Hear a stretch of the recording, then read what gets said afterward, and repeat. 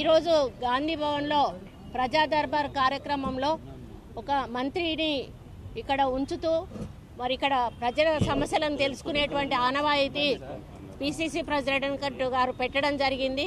దాంట్లో భాగంగానే ఈరోజు నాకు ఈ ఆహ్వానం రావడం జరిగింది.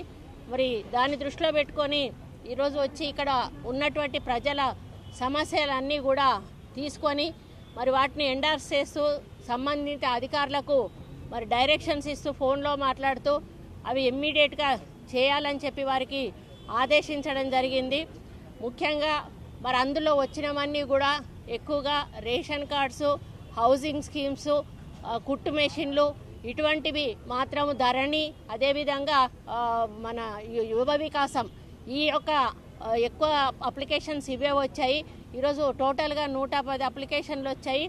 అందరివి కూడా తీసుకుని మళ్ళీ ఆన్లైన్ చేసి మరి ఇక్కడ నుంచి ఎవరికి పంపించే అప్లికేషన్లు వాళ్ళకు పంపించడం జరుగుతుంది.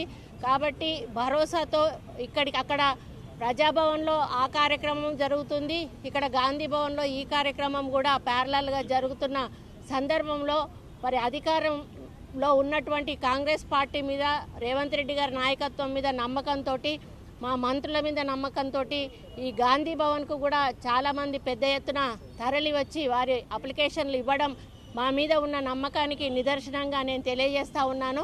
కాబట్టి వాళ్ళల్లో అన్ని సమస్యలు పరిష్కారం అయ్యే అవకాశం ఉండదు. మరి అది ప్రతి ఒక్కరికి తెలిసిన విషయమే.